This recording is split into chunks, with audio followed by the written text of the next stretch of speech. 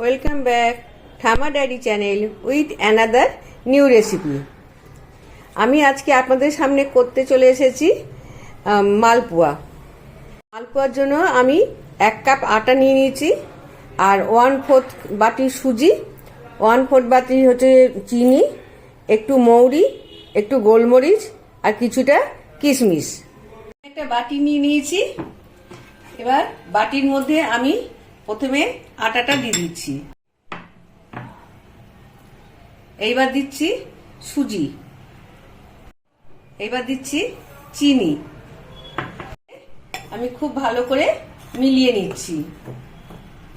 এবার আমি এখানে দিচ্ছি কিছুটা কিশমিশ, আর দিচ্ছি 1 চামচ মতো গোলমরিচ। আমি এই মিশ্রণটার মধ্যে 2 চামচ মতো কিশমিশ, 1 চামচ মৌরি আর 1.5 চামচ গোলমরিচ, গোটা গোলমরিচ মিশিয়ে দিয়েছি। ভালো করে আমি মিশিয়ে নিচ্ছি। এবার আমি এর মধ্যে আস্তে আস্তে দুধ দিয়ে মিশ্রণটা ভালো করে বানিয়ে নিচ্ছি। একসঙ্গে কিন্তু দুধটা দেবেন না, আর ব্যাটারটা বানাতে হবে।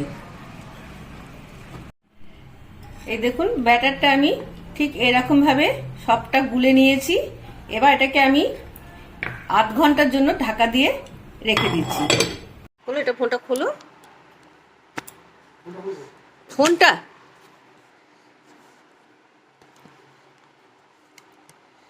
ফোনটাই তো রাখা ভুলেছে। এবার হয়েছে। এবার আমি কি নিচ থেকে দেখবো নাকি? তাই যে এইভাবে হচ্ছে। 1 ঘন্টা পর আমি চলে এসেছি। এবার আমি আগে এখানে জল দিয়ে দিচ্ছি। মালপোয়া করার জন্য আমি আগে রসটা বানিয়ে নিচ্ছি। এবার আমি এই গরম হয়ে যাওয়া জলটার মধ্যে এই বাটি, ছোট বাটির 1 বাটি চিনি দিয়ে দিচ্ছি। দিয়ে এটা আমি একটু নাড়িয়ে দেবো। আমি এটা পাতলা রস করছি। চিনিটা আমি একটু নাড়িয়ে দিচ্ছি। এটা দিয়ে আমি একটা পাতলা রস করে নিচ্ছি। আমি 2টো ছোট এলাচ এই রসের মধ্যে দিয়ে দিচ্ছি, তাহলে এটা খুব সুন্দর গন্ধ হবে।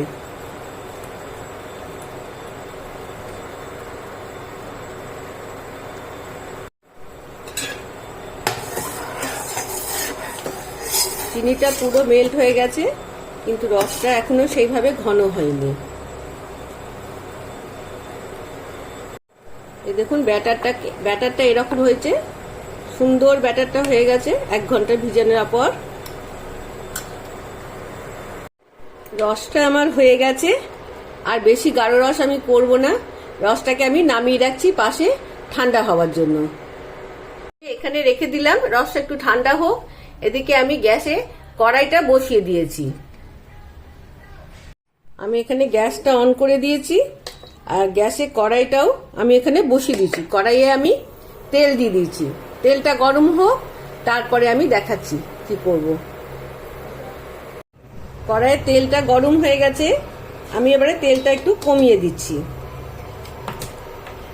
এবার আমি একটা একটা করে মালপোয়া ছেড়ে দিচ্ছি।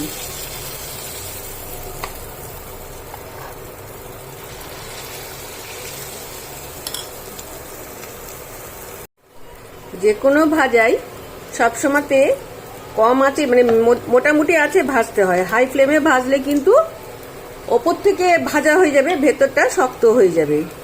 আর তেলগুলো এইভাবে দিয়ে দেওয়ার কারণ, এই দেখুন কি সুন্দর সুন্দর ফুলে ফুলে উঠছে মালপোয়াগুলো। এই দেখুন, আপনাদের সুবিধার জন্য আমি ঘুরিয়ে দিলাম কড়াইটা।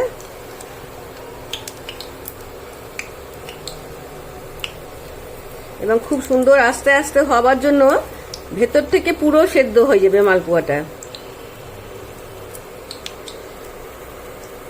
আমি এবার মালপোয়াগুলো একটা একটা করে ডিশের মধ্যে তুলে নিচ্ছি।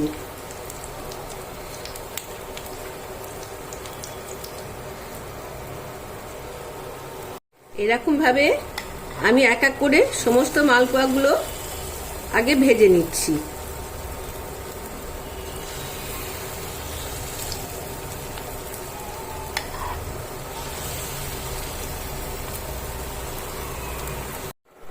রসটা এখন ঠান্ডা হয়ে গেছে। আমি এই রসের মধ্যে যে ভেজে রাখা মালপোয়াগুলো এক এক করে চুবিয়ে দিচ্ছি।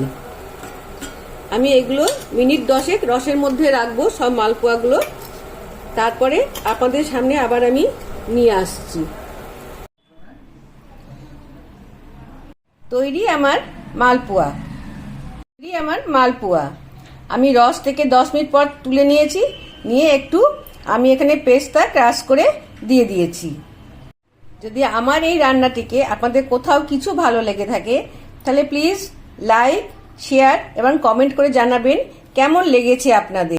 একটা লাইক কিন্তু আমাকে মোটিভেট করে আরো এগিয়ে যাওয়ার জন্য। আর সাবস্ক্রাইব করে পাশে রাখার বেল আইকনটিকে প্রেস করে দেবেন। আমি যখনই এরকমই কোনো রেসিপি আনবো সবার আগে নোটিফিকেশনটি আপনাদের কাছে চলে যাবে এবং আপনাদের বহুমূল্য মতামতের জন্য কিন্তু আমি অপেক্ষা করে থাকি। হচ্ছে বন্ধু, আবার নেক্সট রেসিপির সঙ্গে। ততক্ষণ আপনারা ভালো থাকুন, সুস্থ থাকুন। টাটা।